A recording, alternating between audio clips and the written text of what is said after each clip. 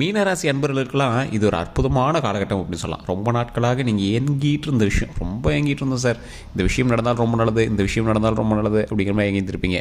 பெண்களாக இருந்தால் உங்களுக்கு 90% வாய்ப்புகள் இந்த டைம் உங்களுக்கு இருக்குது. நீங்கள் எது கவர்மெண்ட் வேலைக்கு ஆசைப்பட்றீங்களா, திருமணம் ஆகணும்னு ஆசைப்பட்றீங்களா, குழந்தை பேருக்கு ஆசைப்பட்றீங்களா, சொத்து சேர்க்கணும்னு ஆசைப்பட்றீங்களா, ஃபினான்ஷியலாக ஒரு குறிப்பிட்ட வேலையில் உட்காரணும்னு ஆசைப்பட்றீங்களா, இது எல்லாத்துக்குமே 90% மேலே வாய்ப்புகள் இருக்குது.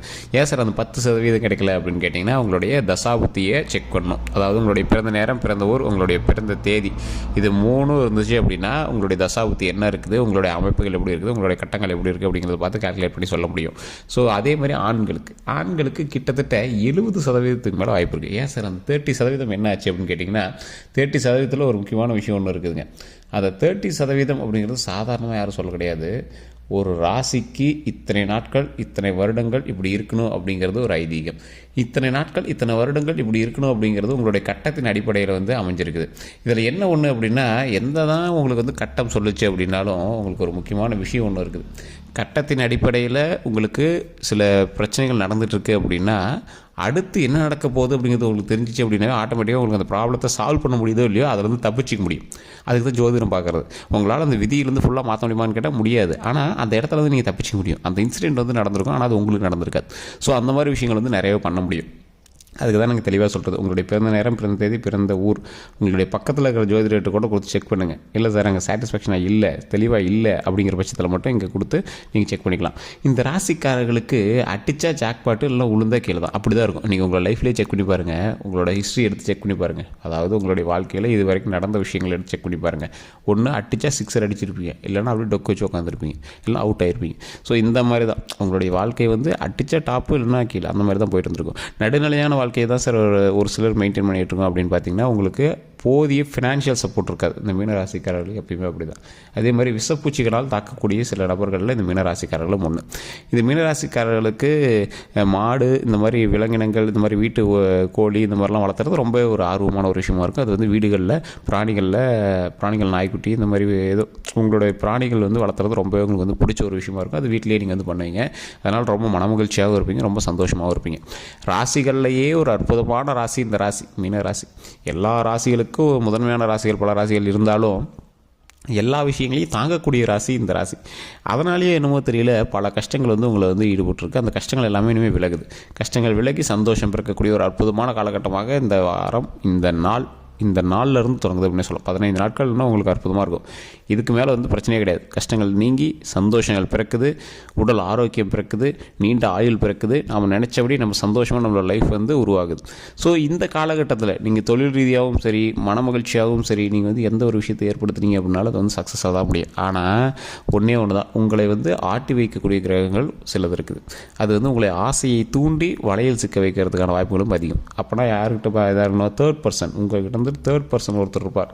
அந்த தேர்ட் பர்சன் உங்களை ஏதாவது சொல்லி ஆசையை அதிகமாக காட்டி அதை பண்ணுங்கள் இதை பண்ணுங்கள், உங்களுக்கு டைம் நல்லா இருக்குது அதுன்னு சொன்னாங்க அப்படின்னாலும் அதீத முதலீடுகள் போடக்கூடிய விஷயத்தில் கொஞ்சம் ஜாக்கிரதையாக இருங்க. செக்யூரிட்டி பண்ணக்கூடிய விஷயத்துலையும் ஜாக்கிரதையாக இருங்க. செக்யூரிட்டின்னு என்ன சார், வேறு யாரோ ஒருத்தன் தொழில் பண்ணுறான், அவன் கடை வாங்குறான், அதுக்கு நீங்கள் ஜாமீன் கொடுப்பீங்க. இந்த மாதிரி கொடுத்தீங்கன்னா கண்டிப்பாக மாட்டிக்கிங்க. அதாவது நீங்கள் முதலீடு போடலை அப்படின்னாலும் ஒருத்தனுக்கு சப்போர்ட்டுக்கு ஜாமீன் கொடுக்குறீங்களா, அது யாரோட முதலீடு, உங்களோட முதலீடு தானே, உங்களுடைய டைம், உங்களுடைய அமௌண்ட்டுக்கான முதலீடு தானே. ஸோ அப்போ அந்த விஷயத்தில் நீங்கள் ரொம்ப ரொம்ப ரொம்ப ரொம்ப கவனமாக இருக்கணும். அப்படி பண்ணும்போது நீங்கள் மாட்டினீங்க அப்படின்னா நீங்கள் ரிட்டர்ன் வர்றது கிட்டத்தட்ட 14 வருஷம் ஆகும். ஸோ இது நம்ம தெளிவாக சொல்லிடுறோம். ஏன்னா இப்போ இருக்கக்கூடிய காலகட்டத்தில் உங்களை காப்பாற்றிக் கொள்வதற்கு ஒரு அற்புதமான காலகட்டம். மற்றவனை காப்பாற்றுறதுக்கு நீங்கள் போகிற அளவுக்குலாம் நீங்களும் ஸ்டெபிலிட்டி ஆகலை. சார் நல்ல வருமானம் இருக்குது சார், அதுக்கு என்ன நான் சமாளிச்சிடும் அப்படி பண்ணிங்கனாலும் கண்டிப்பாக உங்களுக்கு செட் ஆகாது. எவ்வளோ பெரிய வருமானம் இருந்தாலும் உங்களை கொஞ்சம் சின்ன சின்ன ஜெர்க் காட்டுறதுக்கு வாய்ப்புகள் அதிகமாக இருக்குது. ஸோ அதனால் உங்களுடைய வேலை உண்டு, நீங்கள் உண்டுன்னு இருங்க. அதே மாதிரி ஹீரோயிசம் காட்டுற சார், ஊரில் இருக்கிறவங்களாம் பஞ்சாயத்துக்கு போகிறோம், அதெல்லாம் இனிமேல் ஆகவே ஆகாது. ஒரு குறிப்பிட்ட வருடங்களுக்கு நீங்கள் அதெல்லாம் அடக்கி வச்சுக்கணும். அதே போல் தொழில் ரீதியாக ஓரளவுக்கு பரவாயில்லையாக இருந்தாலும் பார்ட்னர் தொழில் பண்ணுறவங்களுக்கு கொஞ்சம் எச்சரிக்கையாக இருக்க வேண்டிய காலகட்டம். தொழிலில் நீங்கள் வேலைக்கு போயிட்டுருக்கீங்க, ஒரு குறிப்பிட்ட ஸ்டேஜில் இருக்கீங்க, உங்களுக்கு மேலே ஒரு 3-4 அதிகாரிகள் இருக்காங்க அப்படின்னாலும் அந்த 3-4 அதிகாரிகள்கிட்ட நீங்கள் நடந்துக்கிற விதத்தை பொறுத்தும், நீங்கள் செய்யக்கூடிய தொழிலில் நீங்கள் எந்த அளவுக்கு எஃபோர்ட் போடுறீங்களோ அதை பொறுத்து தான் உங்களுடைய வளர்ச்சி இருக்க போகுது. ஸோ ஜாதக ரீதியாக முன்னேற்றம் இருக்குது, ஆனால் அது சிலர்னால் தடைப்பட இருக்குது. உங்களோட தேர்ட் பர்சன் தான் உங்களுக்கான எதிரியே. தொழில் பண்ணீங்க அப்படின்னா ஒருத்தர் வந்து முதலீடு போடுமா, பார்ட்னராக ஒருத்தர் வந்து இருப்பான், அவங்கள வந்து செக் பண்ணுவோம், அவங்கள வந்து அது பண்ணு இது பண்ணுன்னு சொல்லிட்டு நடுவில் கழட்டி விடுறது பார்ப்பான். வேலைக்கு போனீங்க அப்படின்னா தேர்ட் பர்சன் வந்து உங்களுடைய எஃபர்ட்டுக்கான பலனை வந்து அவன் வாங்கிட்டு போகிறதுக்கு பார்ப்பான். அதாவது ஒரு எக்ஸாம்பிள் சொல்கிறேன்னே, இப்போ நீங்கள் வந்து ஒரு டீமில் இருக்கீங்க, டீம் லீடர் உங்களுடைய பெயர் வந்து யூஸ் பண்ணி அவன் ப்ராஜெக்ட் பண்ண மாதிரி நேம் வாங்கிட்டு போயிடுவான். ஸோ இந்த மாதிரி ஒரு எக்ஸாம்பிளுக்கு ஐடியில் சொல்கிறேன். அதே போல் உங்களுக்கு வர வேண்டிய ஒரு ப்ரமோஷனு நமக்கு வரும். ஸோ இது மாதிரி சின்ன சின்ன விஷயங்கள் வந்து உங்களுக்கு கிடைக்க வேண்டியதை நீங்கள் வந்து ஒரு அசால்ட்டான தன்மையில் இழக்கிற மாதிரிலாம் விட்டுறாதீங்க. அப்போ நீங்கள் என்ன பண்ணணும், இனி எதையும் இழக்கக்கூடாது, அசால்ட்டான தன்மையில் இழக்கக்கூடாது. அப்போ தேர்ட் பர்சன் இன்வால்வ் பண்ணாமல் உங்களோட ப்ராஜெக்ட்டை டேரெக்டாக நீங்களே பண்ண ஆரம்பிங்க. உங்களுக்கான வேலையை நீங்களே பண்ண ஆரம்பிங்க. வேறு யாருக்கு நீங்கள் போய் ஹெல்ப்புக்கு நிற்காதீங்க, வேறு யாருக்கூடையும் பார்ட்னராக நிற்காதீங்க. நீங்கள் போடக்கூடிய பணத்தில், நீங்கள் உழைக்கக்கூடிய உழைப்பில் உங்களுடைய பார்ட்னருக்கு ஒரு வகையான சப்போர்ட் தான் அவர் இருந்திருப்பாரே தவிர உங்களுக்கு பெரிய ஒரு மேஜர் சப்போர்ட்லாம் இருந்திருக்க மாட்டார். ஸோ அதெல்லாம் கொஞ்சம் பார்த்து பண்ணீங்க அப்படின்னா வரக்கூடிய நாட்கள் அற்புதமான நாட்களாக அமையுது. சரி சார், கல்விக்கு எப்படி இருக்குது? தெளிவாக சொல்கிறேன். மீனராசிக்காரர்களுக்கு கல்வி சம்மந்தப்பட்ட விஷயத்தில் அருமையான காலகட்டம் தான். இருந்தாலும் சின்ன சின்ன இடமாற்றம் இருக்கிற வாய்ப்புகள் அதிகமாக இருக்கிறதுனால கொஞ்சம் பார்த்து படிக்கிறது ரொம்ப நல்லது.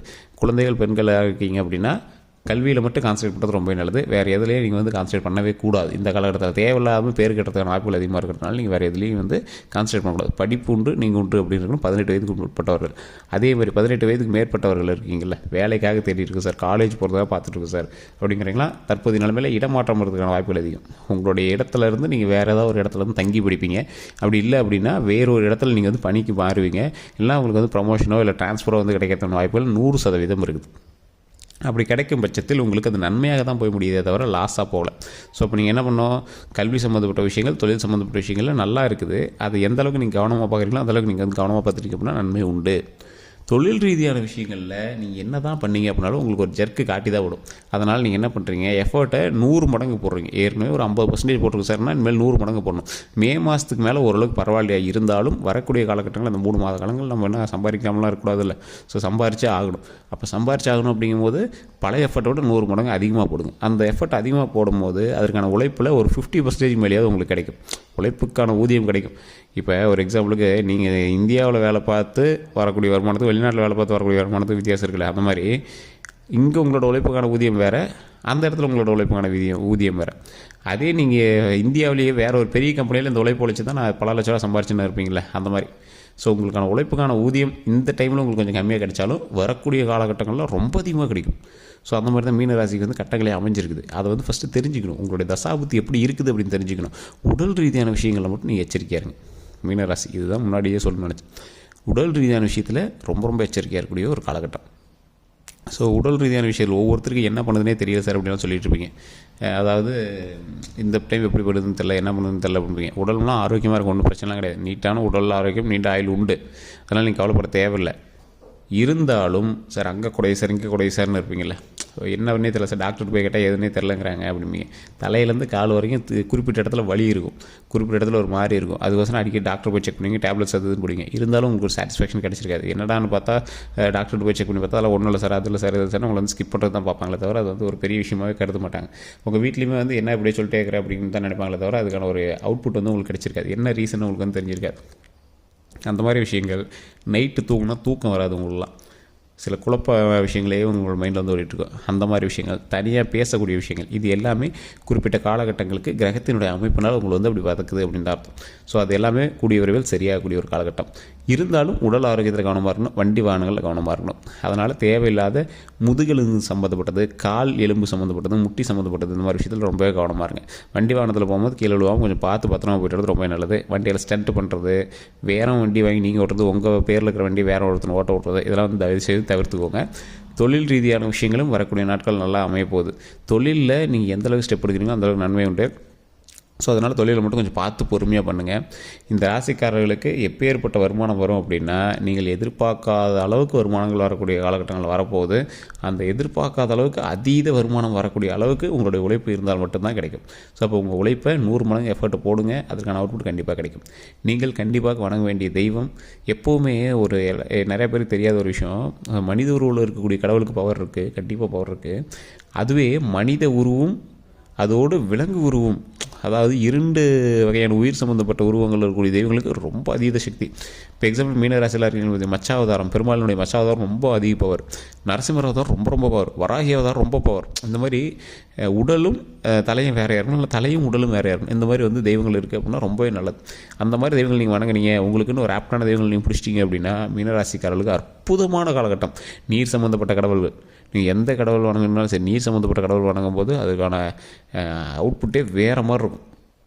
ஸோ இந்த மீனராசி அன்பர்கள் தயவு செய்து நீங்கள் வணங்கக்கூடிய தெய்வங்கள் 2 உயிர்களை கொண்ட தெய்வங்களாக, அதாவது உடலும் தலையும் வேறு வேறு இருக்கக்கூடிய தெய்வங்களாக வணங்கினா ரொம்ப பெரிய விஷயம். அதே மாதிரி மச்சாவதாரத்தில் இருக்கக்கூடிய பெருமாளை வணங்குனீங்க அப்படின்னா ரொம்ப ரொம்ப நல்லது. ஸோ இந்த ராசிக்காரர்கள் கண்டிப்பாக அதை செய்யுங்க. ஒரு 10 பேருக்காவது மாதத்தில் ஒரு டைம் அன்னதானம் பண்ணுங்கள், அது ரொம்பவே நல்லது. இதை விட உங்களுக்கு நன்மைகள் அப்படின்னா வரக்கூடிய காலகட்டம் எப்படி இருக்குது அப்படின்னு பார்க்கணும் அப்படின்னா உங்களுடைய பிறந்த தேதி, பிறந்த நேரம், பிறந்த ஊர், உங்களுடைய ஜாதகத்தை கொடுத்தீங்க அப்படின்னா ஆட்டோமேட்டிக்காக சொல்லிடுவோம். கீழே டிஸ்கிரிப்ஷன் நம்பர் கொடுத்துருக்கேன், ஸ்கிரீன் நம்பரோடு இருக்குது, அந்த நம்பருக்கு